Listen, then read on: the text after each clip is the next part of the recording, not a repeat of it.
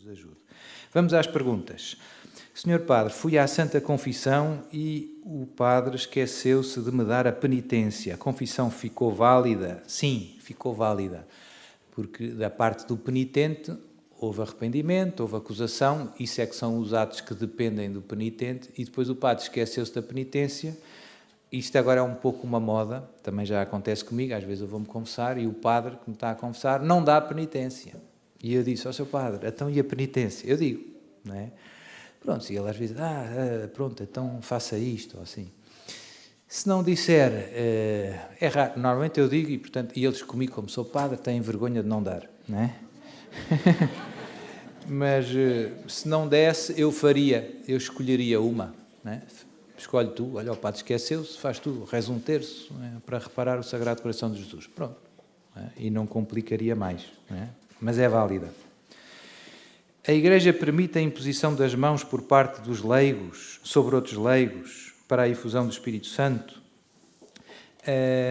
O gesto, eu também já expliquei isto em alguns vídeos, o gesto da imposição das mãos é um gesto, se nós quisermos, que está muito ligado ao ministério da vida de Jesus e dos apóstolos e que depois ficou muito ligado aos sacramentos.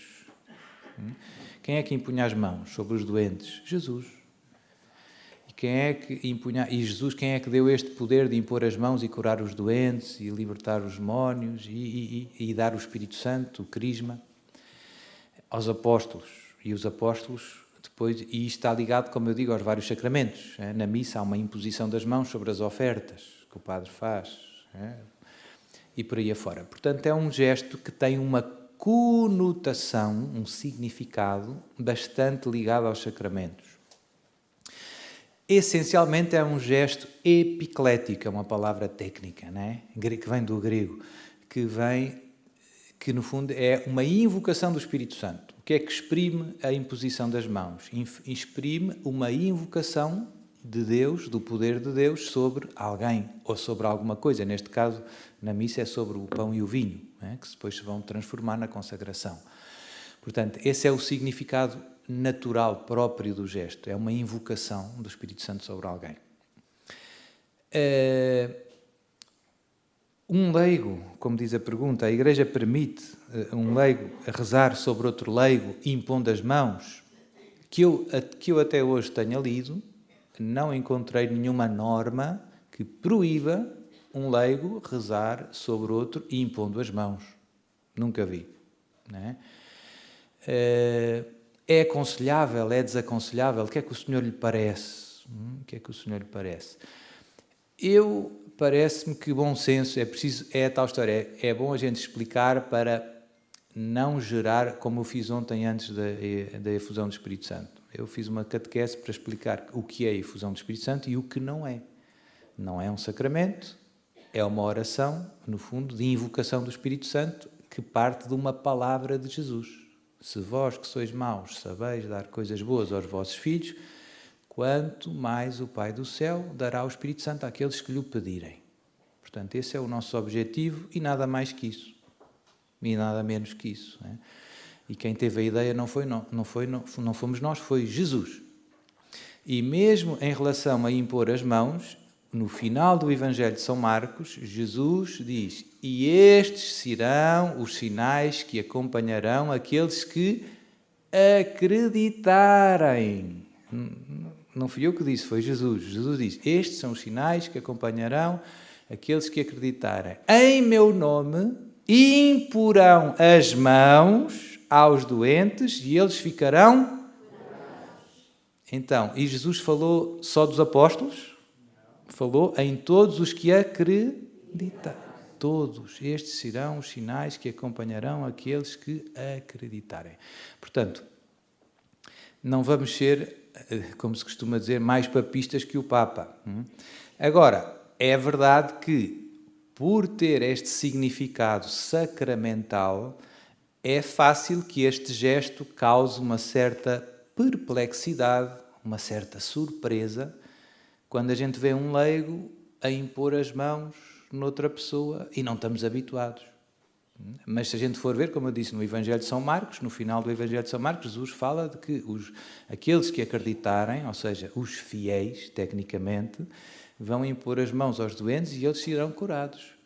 E assim foi. E se nós quisermos, nos Atos dos Apóstolos, temos cenas, digamos assim, parecidas, não é? Normalmente ali é sempre os apóstolos,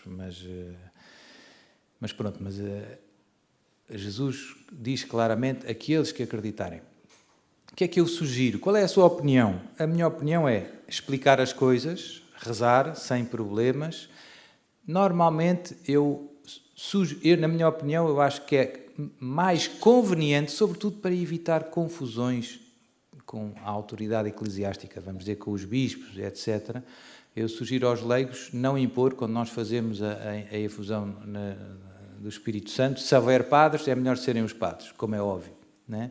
Se não houver padres, os leigos podem fazer, podem. Por exemplo, eu no meu grupo de oração fazia várias equipas, 2 ou 3 equipas, com um padre e 2 leigos. E então fazíamos 3 e rezávamos, eram 3 ou 4 grupos, depende do número de padres, né? E andávamos atrás.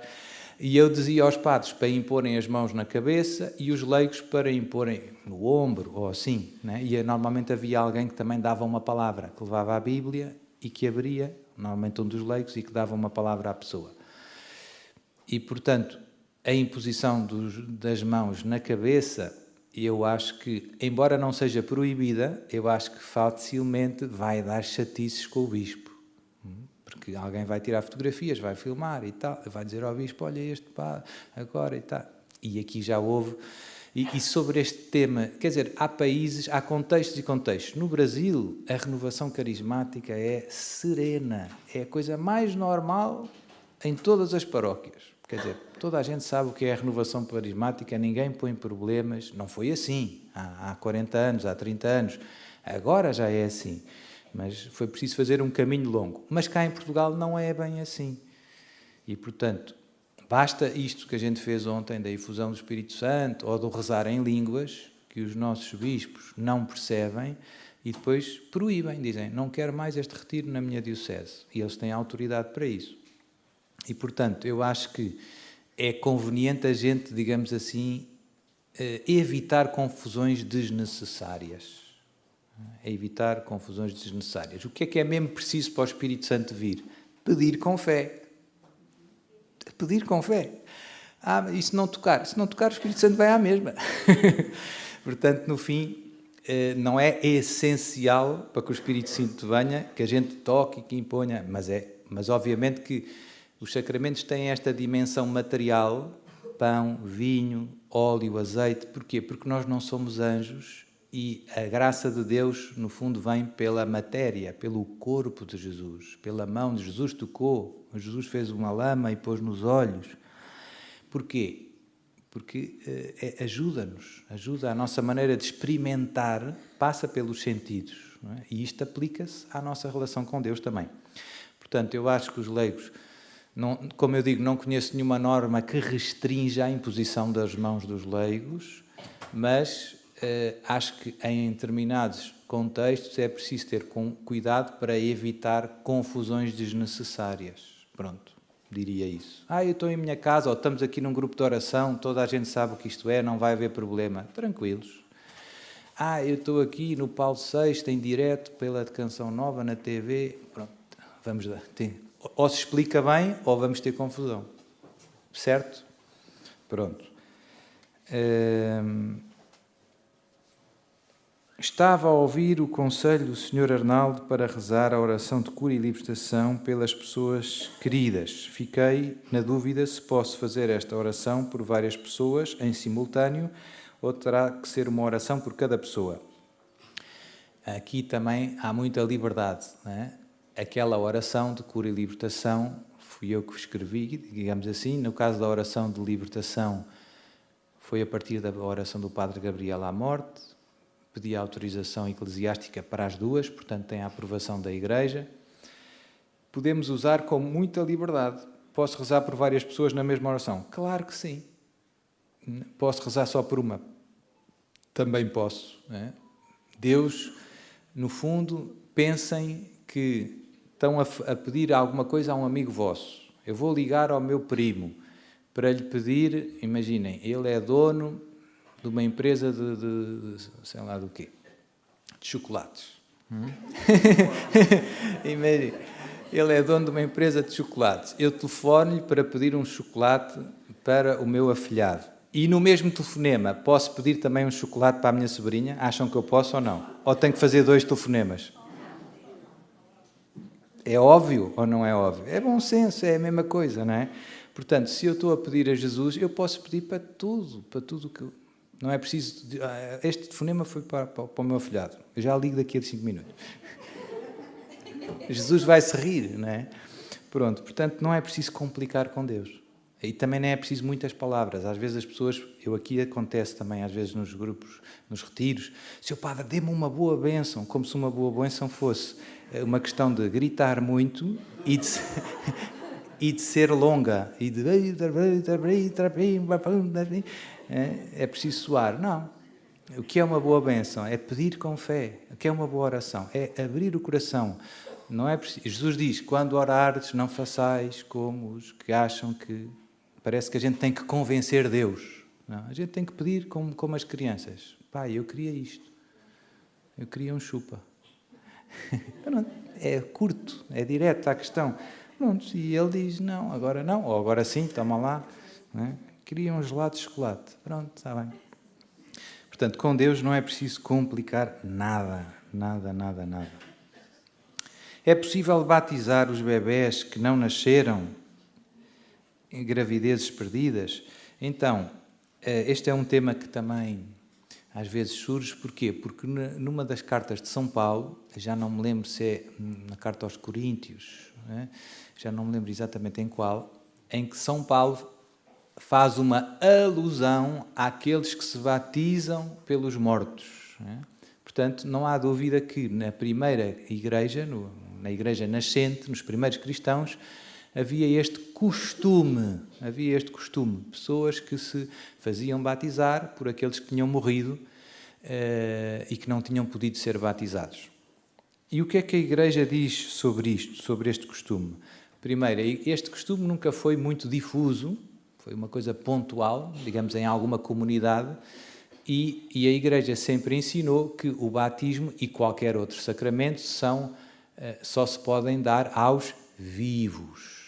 Ou seja, para receber qualquer sacramento é preciso estar vivo. A pessoa já morreu, então já não pode. E depois há às vezes aqueles casos das pessoas que a gente não tem a certeza se a pessoa está viva ou se está morta, que está a morrer. Então aí os sacramentos podem ser dados, tecnicamente diz, sob condição. Subcondicionem. Ou seja, o padre diz, se és capaz, ou seja, se ainda estás vivo, eu te perdoo dos seus pecados, em nome do Pai, do Filho e do Espírito Santo, ou eu te batizo, ou eu te crismo, etc. Mas isso, como eu digo, portanto, os sacramentos são para os vivos. Mas este costume tem qualquer coisa de bonito. Que é, e que tem a ver com a nossa fé, é a consciência do povo de Deus, da Igreja, de que o batismo é necessário para a nossa salvação. Ele é muito boa pessoa, foi batizado? Não é? Porquê é que é necessário? Porque Jesus disse, quem acreditar e for batizado será... Quem é que... Jesus. E, portanto, o batismo é muito importante. E hoje, o que é que eu noto? As crianças nascem e os pais atrasam o batismo. No outro dia, este domingo, sábado passado, eu tive o batismo de criança de 3 anos, não é? E não é, isso é estranho, isso é não perceber. Hoje em dia o batismo tornou-se uma espécie de rito social. Elas querem, é quase um pequenino casamento, não é? Portanto, é preciso marcar o restaurante, é preciso comprar umas prendinhas e chamar o fotógrafo. Portanto, é todo um acontecimento social. E a gente esqueceu o mais importante, que é o batismo abre-nos as portas do céu.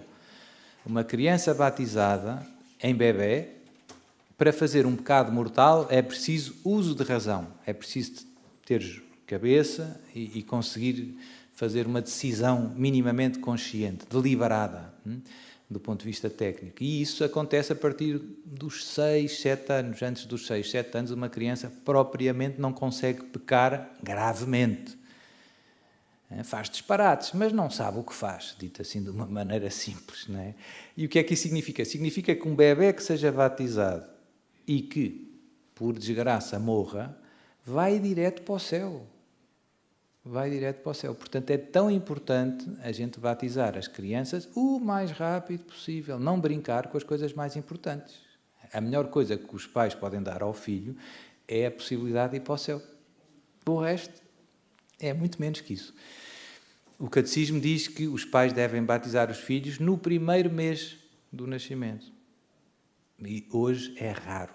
Hoje é raro. É um mau hábito que, no fundo, mostra que a gente perdeu a fé, no fundo, nas palavras de Jesus, que disse: quem acreditar e for batizado será salvo. Não é?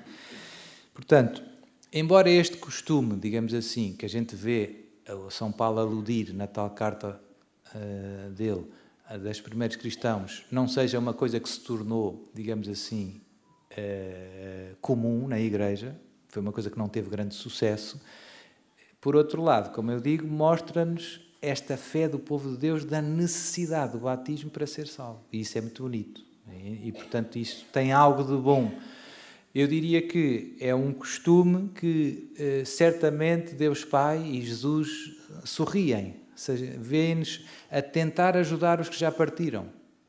Embora aquilo em si não tenha uma eficácia como tem o batismo sobre os vivos. Mas eu acho que Deus Pai percebe o que é que as pessoas querem.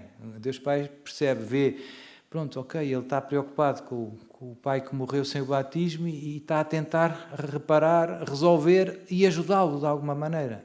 Deus Pai, eu acho que se alegra, não é? Embora na prática o que ele está a tentar fazer não tenha uma eficácia como tem o batismo num vivo. Não é? Pronto, portanto eu diria isso. Então devemos encorajar. Eu não encorajo. Não é?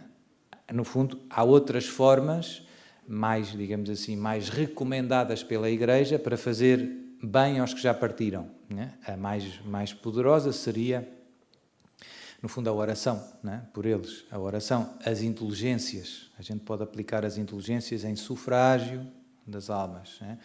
Oferecer a missa por alguém que já partiu. Tudo isso é, digamos assim, uma coisa que entrou, que a Igreja vivamente recomenda. Agora, no mês de novembro, tradicionalmente é o mês das almas. A gente reza, vai aos cemitérios, há uma indulgência para ir aos cemitérios rezar. Portanto, essas são as formas normais, digamos assim, que a Igreja propõe para nós ajudarmos os irmãos que já partiram.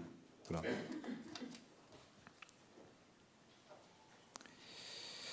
Padre Eduardo, como fazer um plano de oração diário? Podemos rezar sentados na cama, por exemplo, ao acordar, ou devemos fazê-lo de joelhos num local determinado em casa? Devemos, para isso, determinar uma hora fixa para levantar e deitar? Obrigado. Ótimo. Boa pergunta, embora a resposta seja articulada. Obviamente que, já disse um bocadinho, já respondi um bocadinho a esta pergunta, é preciso disciplina. Se eu deixar só aos sabores do acontecimento, se eu não fixar uma hora para rezar o meu terço em família, ou se eu não fixar um dia para me confessar, ou se eu não fixar uma hora para ir à missa, o que é que vai acontecer? Eu vou chegar às 11 da noite, e agora? Afinal não deu hoje. Pronto. Se eu me deixar levar pelos acontecimentos, acontece isso. E, portanto, é preciso um certo plano.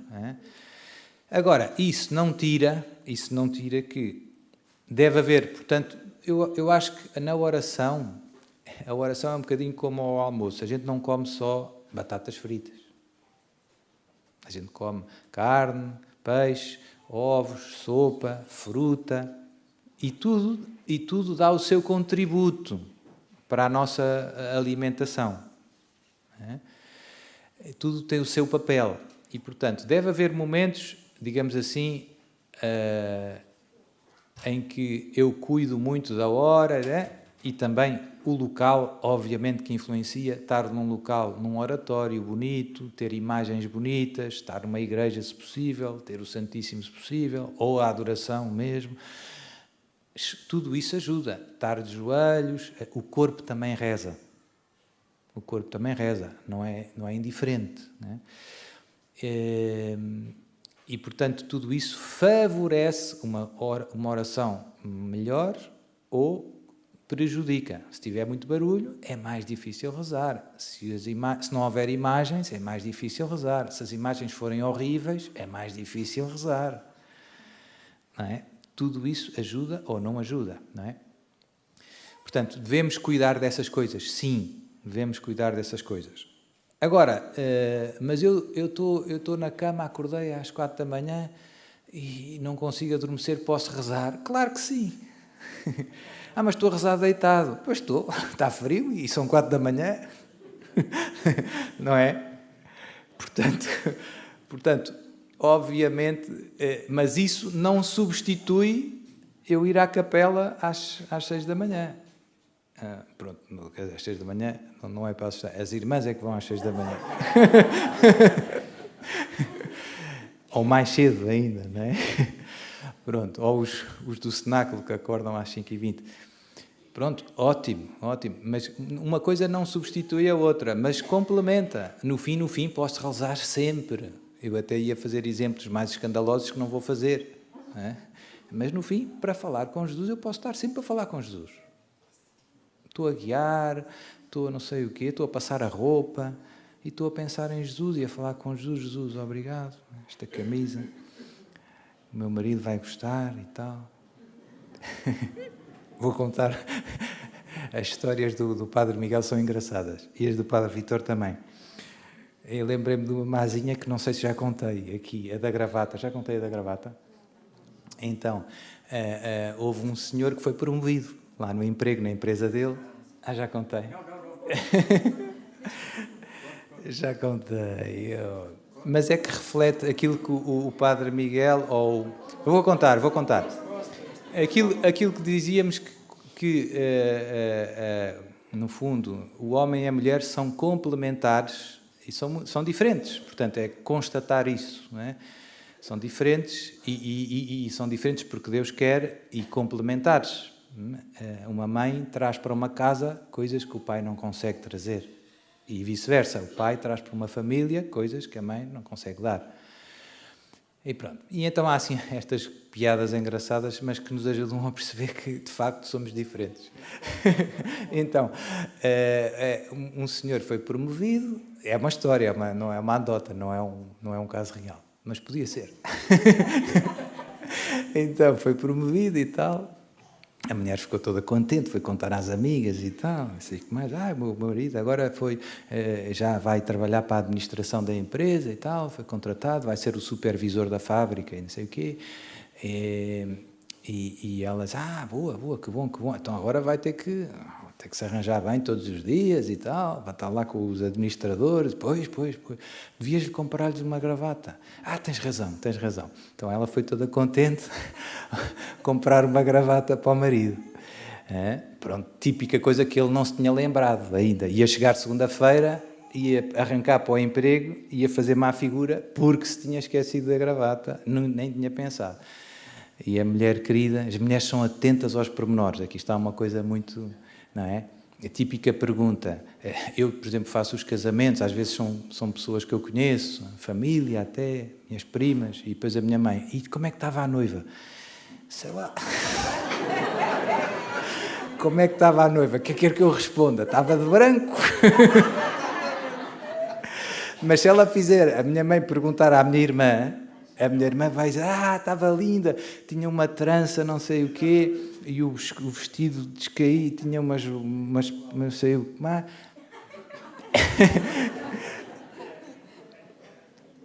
Mas é interessante ver, não é? É muito interessante ver, porque de facto não é a maneira de ser. Não é? E então, ela lá foi à loja e quando estava a comprar a gravata pensou, vou levar 2. Para não ser sempre a mesma, todos os dias, porque senão, coitado, não é? Vão achar que só tem uma gravata e tal. Pronto, levou uma azul e uma vermelha. E, portanto, chegou a casa, lá veio o marido, todo contente, ao fim do dia e tal. Isto agora é uma maravilha e tal. Trouxe-te um presente que te vai dar muito jeito e tal. Comprei-te umas gravatas. Boa ideia, não tinha pensado nisso e tal. E ele lá abriu e tal, são lindas e tal, obrigado e tal, de amor, pronto. Lá jantaram, rezaram o terço. Exatamente. E depois, no dia seguinte de manhã, o marido vai, arranja-se, começa-se a arranjar, a fazer a barba, está ali à frente do espelho e pensa: hoje ainda não é segunda-feira, mas como a gente vai à missa, eu vou já pôr uma gravata. Ela vai gostar, né? A pensar, e de facto. Né? E então, quando ele desceu para a sala, para a cozinha, estava a esposa a preparar o pequeno almoço fantástico de domingo, ovos mexidos com bacon, sumo de laranja, Ferrero Rocher. E ele vem todo contente, com a gravatinha, para ver se ela reparava. Ela ainda estava ali. Né? Bom dia! E ela ali, bom dia, amor, e tal. Então, e não notas nada? E ela olha para ele, vê a gravata azul e diz assim: não gostaste da outra?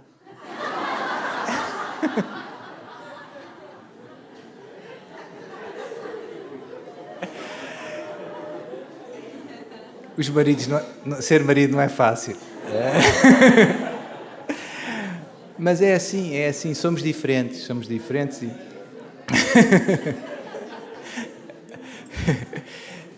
Não é fácil. Pronto. Mas isto para dizer, já não sei para isto para dizer, que o tema era a oração. Podemos rezar, no fundo, sempre, mas obviamente que a maneira como rezamos, o local, etc., influi na qualidade da nossa oração. Portanto, eu rezo muito no carro porque passo muitas horas no carro. E, portanto, a alternativa que eu tenho é não rezar no carro ou rezar no carro. Né? Obviamente também rezo na capela e também rezo no quarto, mas quando eu vou no carro, e se eu quiser rezar mais, rezo. Pronto. Né? E a mesma coisa vale, estou deitado, estou doente, ou estou às 4 da manhã, posso rezar? Posso, claro que posso. Né? E o nosso foco, Deus o que quer mesmo é um coração sincero e aberto. O que é uma boa oração? É abrir o coração a Jesus com o que está cá dentro, não fazer teatro. Com as pessoas às vezes a gente tem que fazer um pouco, não é? Lá na empresa, ele chega à empresa, bom dia, senhor diretor, como tem passado, está bom? Pronto, são conversas formais, de educação, etc., mas com Deus não é preciso. Não é? Com Deus a gente pode abrir diretamente o coração. Jesus, eu estou cansado, não tenho ideias nenhumas, não sei o que é que tenho de dizer, Jesus. Olha, estou preocupado com a conta da luz. É isso, é o que temos no nosso coração que temos que entregar a Jesus. Às vezes normalmente temos coisas no nosso coração que nos preocupam, que são coisas que a gente pensa, mas Jesus, isto não tem nada a ver. Não, mas Jesus quer tudo. E estamos preocupados com o que é que eu vou fazer para o almoço, ou que o meu filho magoou-se a jogar futebol. Não faz mal, é o que temos no nosso coração que temos que trazer para Jesus. Né? E, portanto, é isso. E eu vejo que a gente às vezes tenta dizer coisas bonitas a Jesus, mas não está a abrir o coração. Então isso não é uma oração muito bem feita. Deus quer o teu coração, abre. E depois também aprender a ouvir Jesus, que é mais difícil. Né? Fazer silêncio, não só exterior, mas interior. No outro dia, falando com uma pessoa, quando eu disse isto, ela ficou aflita e disse: Padre, eu tenho medo de fazer silêncio interior. Eu tenho medo. Não é? Às vezes temos este medo de estar na presença de Deus. Não é? Pronto, é muito importante a gente aprender a ouvir a voz de Deus e não é preciso muitas palavras para rezar bem. No fundo é preciso abrir o coração a sério e e focarmos em Jesus. Enfim, pronto. Portanto, mas é uma luta. Eu distraio-me, também eu. Eu canso-me, também eu. Pronto, somos humanos, mas é uma luta que eu penso que é uma espécie de boa metáfora do que é a nossa vida. A nossa vida, se vocês repararem, é um pouco aos zigue-zagues. A gente quer Deus, retiro, vamos, Jesus. E depois chega ali à rotunda e vem um não sei o quê, passa à nossa frente sem fazer o pisco e a gente... Como é que dizia o Padre Vítor? Pio, não era Pio. Tel. Toim. A gente, olha, Toim. E a gente vai aos zigue-zagues, não é? E na oração é um pouco isto, é uma experiência, é um combate. É como a nossa vida, a oração é um combate. Rezar bem é um combate. E isso não nos deve desanimar de rezar. É assim. É assim. É assim. Pronto. Não há mais perguntas? Ainda há 5 minutos, ou se quiserem já chega, não é? Então vá. Senhor Padre, explique-nos, por favor, o que é, na sua essência, a apostasia. Ok. Boa pergunta. É um pecado. Eu vou explicar o que é a heresia, porque ajuda a perceber o que é a apostasia. A heresia é negar uma verdade de fé.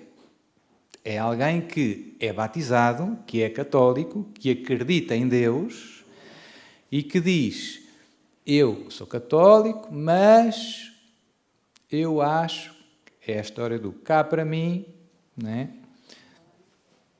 Jesus era só um homem sábio, não é Deus. É um homem santo, é um profeta, mas não é Deus. Isso é uma heresia? Sim, é, porque essa não é a fé da Igreja. Ele está enganado. Não, mas eu aceito tudo o resto. Aceito a missa, aceito a confissão, aceito o quê, mas este mandamento ou esta verdade eu nego.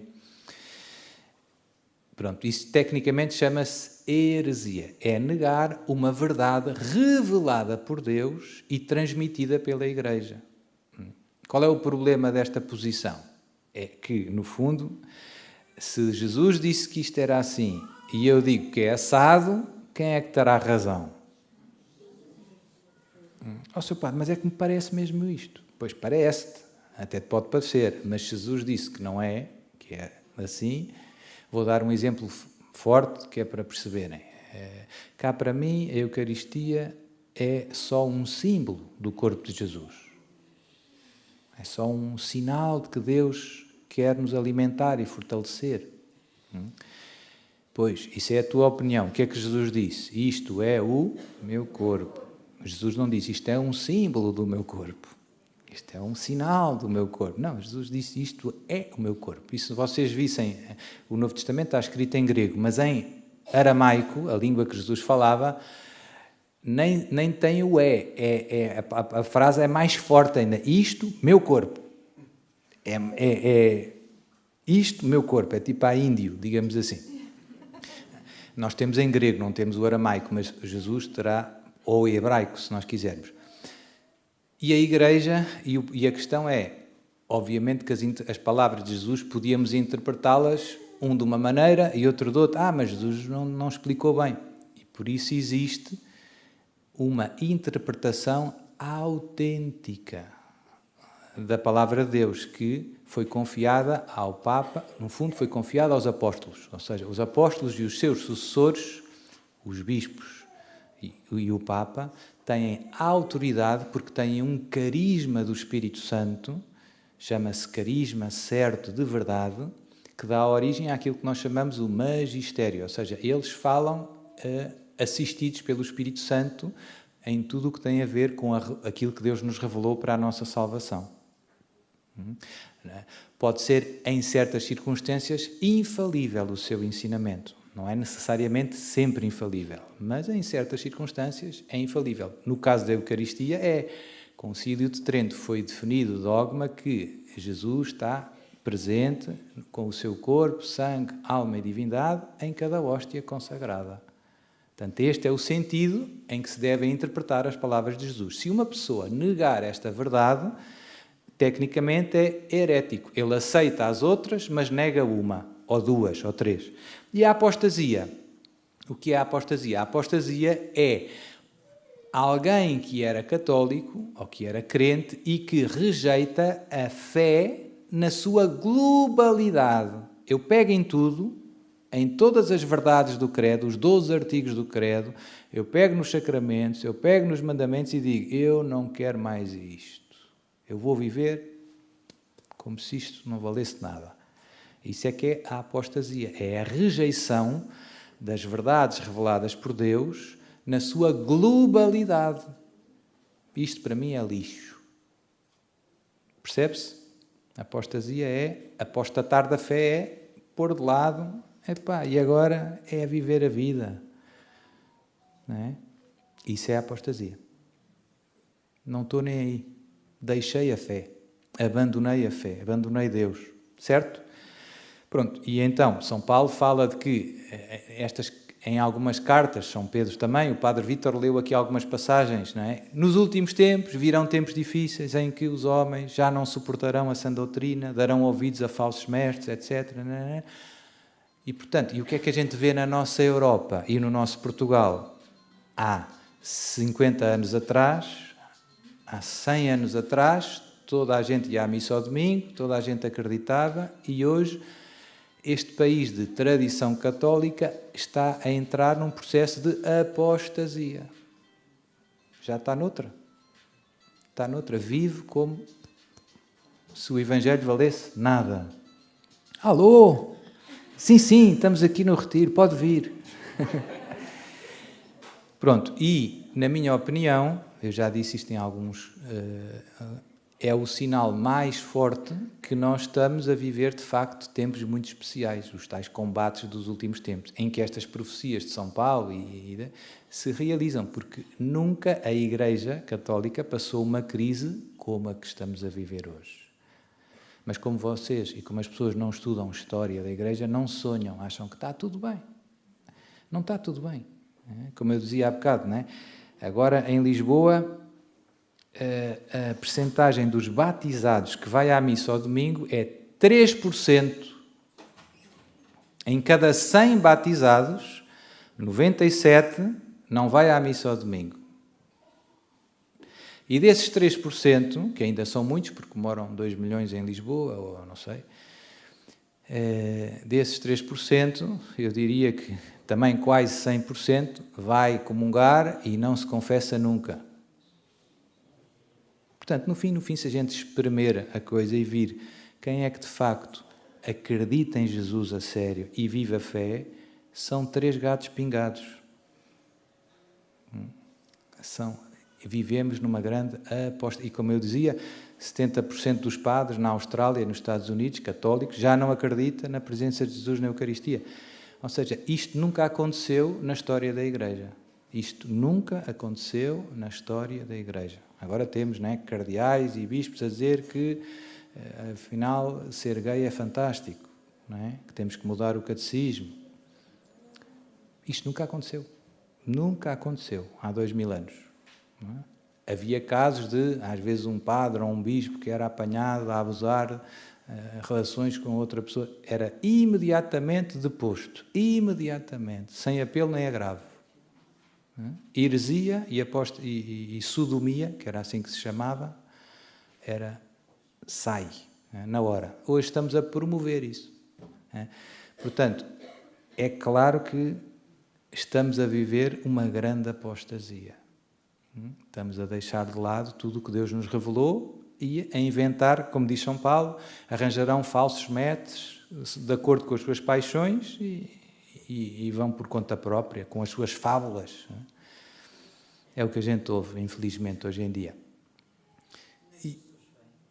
A boa notícia é, Deus gosta tanto de nós, mesmo dos maus, dos bons e dos maus. A gente pensa sempre que Jesus gosta muito de mim, mas os outros merecem castigo. Se calhar Deus vai os castigar, mas é também porque os ama. Deus quer todos. Deus quer todos. Deus é tão bom, tão bom, tão bom, que vai intervir, porque se não intervisse na história, o risco ia quase toda a gente para o inferno. Portanto, Deus vai arregaçar as mangas, vai dar um murro na mesa para ver se a gente abre os olhos. Portanto, nós não devemos ficar assustados nem tristes, mas é bom que isso aconteça, porque é que significa? Significa que há pessoas que se vão arrepender. O padre Vítor falava do milagre do sol em Fátima. As pessoas puseram-se de joelhos, começaram a confessar os seus pecados. Não é? E, portanto, isso vai acontecer espiritualmente. Deus vai dar um abanão ao mundo para que se convertam os homens, para que os homens se convertam. Já não vai lá bem. Eu costumo dizer isto, não é? O caldo já está tão entornado, isto já não vai lá com falinhas mansas, já não vai lá a bem. Não é? Pronto, Deus vai intervir, Deus tenta a bem, o diário de Santa Faustina, não é? Jesus também explica que tenta, só quando esgota todas as vias, quando não há mais alternativa, Deus simplesmente retira-se de cena e deixa que as consequências das nossas más ações caiam sobre nós. Vocês querem viver sem mim? Então eu vou sair um bocadinho para vocês verem o que é que vai acontecer. Vai correr mal. É como se eu desse as chaves de um Ferrari a uma criança de 3 anos, que diz que é guiar sozinho. E eu disse, pronto, então força. Acelera, acelera. O que é que vai acontecer na primeira curva? Vai doer. Vai doer. E a culpa mas eu quero sozinho, eu quero sozinho, eu quero sozinho. Pronto, então vamos saborear os frutos amargos das nossas más ações. Mas Deus permite isso com um plano de misericórdia, para tentar abrir os nossos olhos e trazer alguns, resgatar, não se perderem todos, para ver alguém que se arrependa e volte para Deus, pelo menos assim, se não vai a bem, pelo menos com esse abanão. Pronto, portanto agora... E o que é que o Sr. Padre, o que é que a gente pode fazer? O que Nossa Senhora pediu em Fátima, a orar, a rezar e fazer penitência pela conversão dos pecadores. Pronto, isso é o que a gente pode fazer, e esperar. E enquanto pudermos fazer alguns retiros destes. Mas eu acho que já não vai haver muito mais tempo. Eu sou sempre assim um bocadinho, e às vezes estou enganado, ainda bem, mas eu acho que pelo andar da carruagem, eu vejo que nas redes sociais, na internet, a liberdade de expressão vai mingando, e mesmo dentro da igreja, o estado das coisas, quer dizer, qualquer dia dizem, olha, acabou-se, aqui não há mais retiros, na internet não há mais YouTubes, não há mais nada, e depois encontramos em casa uns dos outros, continuamos a celebrar a missa, a adorar Jesus, né? E pronto, e Deus vai dar aí um abanão valente para que a malta abra o olho. E depois nós vamos ajudar muita gente que vai telefonar a dizer, calcula tu, Jesus apareceu-me, e agora o que é que eu faço? Eu preciso de me confessar, tu é que conheces os padres. E então vocês vão dizer, não, calma, vem quinta-feira, não sei o quê, vamos lá, a casa não sei o quê, está lá o padre, estão lá as irmãs e está tudo bem. Pronto, a gente vai ajudar muita gente que vai ficar em pânico e que vai querer voltar para o lado certo. E nós vamos ter que ter calma e guiar a malta serenamente. Então venham todos para aqui. Todos para a casa do Arnaldo. Pronto. Foi bom o retiro? Então vamos rezar.